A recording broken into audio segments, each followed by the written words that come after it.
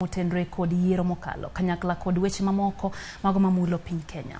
Kaka jafwambo mar Walter Nyambaga leronwa, kweth mar Azimio la Umoja One Kenya Alliance chano romo ne ogai mar gi Raila Amolo Odinga e alap ma JKA kendo gidhi achiel kachiel nyaka Kamukunji kama bende gidhi bagi romo no magalamoro. Kagiloso Jaramogi Gengo Odinga Foundation e boma Nairobi. Kweth mar Azimio la Umoja One Kenya Alliance kotele koda jakom mar ODM bade ma Nairobi George Ladwa. Okonegi setimo ekruok makare ne romo ma Kamukunji. Midhi tele kodoga imara Azimio la Umoja One Kenya Alliance Raila Odinga. Na tutakuwa na tour ya Nairobi kuanzia airport ya Nairobi na kuelekea hadi CBD, na tukitoka CBD tutakuwa tunaelekea katika uwanja wa Kamukunji tukipitia njia ya Jogoo na njia ya kule Starehe ili kuweza kuhutubia wananchi wetu. Romo no madhi cha Korea la parndeke ma Jomo Kenyatta. Raila Odinga anatosha.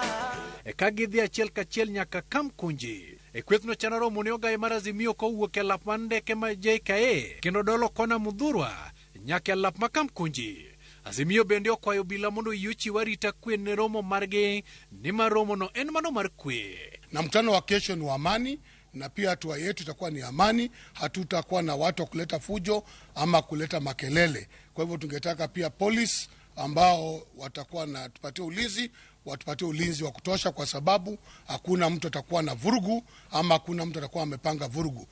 Na vile meya amesema kwamba kesho tunatarajia kwamba askari wapeane usalama safi kutoka JKA paka ruti yetu nzima paka tufike Kamukunji tumalize mahutubiano yetu kesho.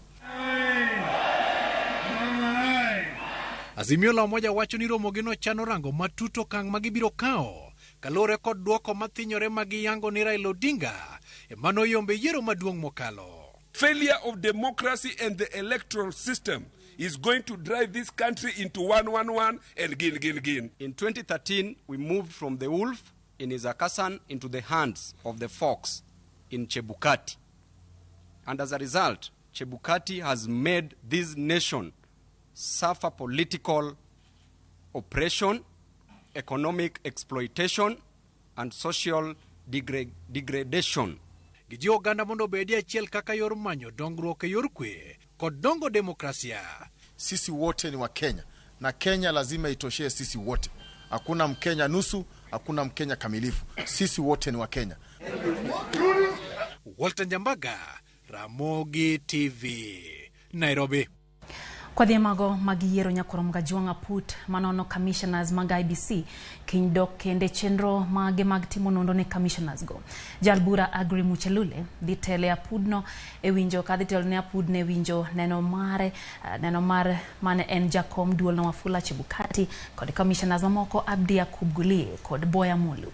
Apudno nono commissioners ang'wen maitudo gi ketho chike matao yiero. Kata kamano, commissioners Juliana Cherera, Justus Nyang'aya kod Francis Wanderi yande osegwe tao ka commissioners Irene Masit ema odong kata commissioner Irene Masit ema kurodong kapod nyagore giburano.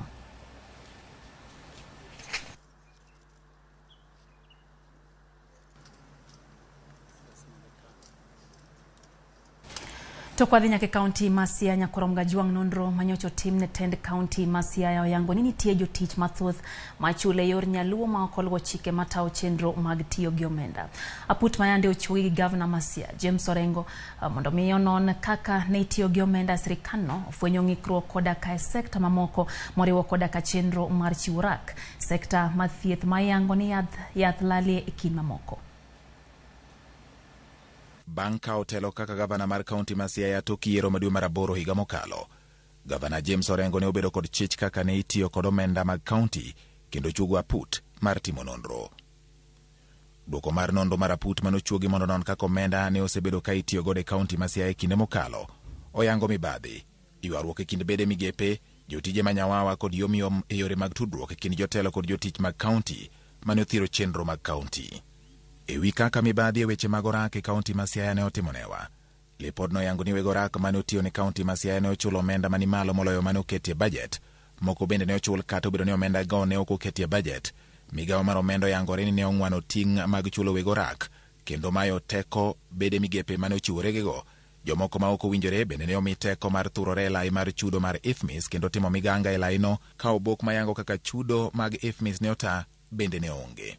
Duoko mar lipodno luwo ni gope ma idendo ni pending bills ma kaunti ma Siaya ne pok ochulo e giko mar higa 2022 gin $1,000,000, $1,248,598 gotonglo 32 ka $463,161 gotonglo 13 gin mag tije mag dongruok ka motenore kod tije mapile pile gin maloyo $573,000,000.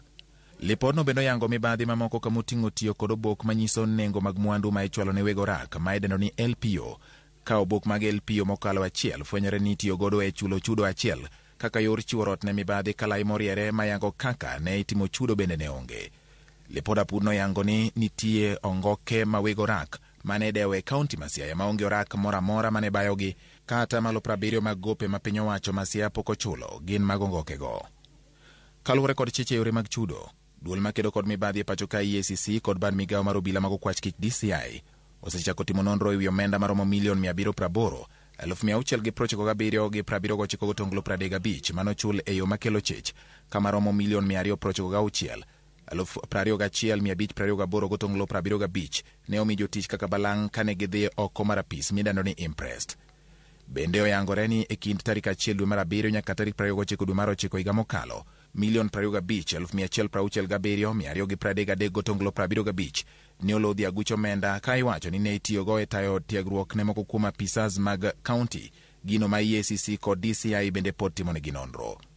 Mamoko gin $159,200 ma bende nochule yo makelo chich ka $9,236 mamoko bende wachore ne ochul jotich mag od bura mag kaunti ma Siaya e yo ma ok ler. Kaluwore ni chik oketo kaka bede migepe mag kaunti winjo bed ni tiyo, lipot ewi weche mag omenda ma Siaya yango ywaruok ma piny e kind board mandiko jotich mag kaunti kod bad migawo mang'iyo chal mar jotich midendo ni HR. Kaluwore ni HR ong'wano tije ma board mandiko jotich ema winjo bed ni timo. Bende oyangore ni nitie jotich e kind 4,000 kod 5,000 maonge kod namba mayango gi kaka jotich mag kaunti kendo gin ichulo gi aching' kama wachore ni onyayo mibadhi kokalo e chulo jotije manyawawa. E yore mag loso bajet, od bura mar kaunti ofwenyore ni ong'wano ting' duto mag loso bajet kata obedo ni ting' ma chik omiyogi en puodho kendo neno ni giketo wang'gi kaka piny owacho mag kaunti tiyo kod omenda ma osepwodhi. Apisa maduong' e migawo mar omenda bendo yangore ni osebedo ka donjore e weche mag bajet ka dwaro nitie mondo chuog komiti mongirore mabiro tayo chenro mag bajet. E weche sekta mag thieth ofwenyore ni nitiere jothieth ma lwetgi boyo kendo makwalo yedhe ma winjo kony godo jotuo, gino ma osemiyo nok mar yedhe otimo sidi e kaunti ma Siaya. Nonro no bendo yango ni yore mag tudruok mag mbui e ute mag thieth nyap mokalo ka nonro mag jotuo bende ok nyal yang malong'o. Kaluwore kod duoko mar lipodni, ting' koro dong' ni gavana James Orengo ma bende ne en seneta e kinde telo mokalo mondo ket lai mopuch mar keto kaunti ma Siaya e opara mowinjore. George Bati, Ramogi TV. Wadhi mago mag somo nyakora mgajwang' skunde duto mag primary kod secondary yao chakre odiochieng' makiny. Jonyuol kod joloko hand gige somo chapne kagi kacha mar neno ni ikruok obedo kare ne jopuonjre.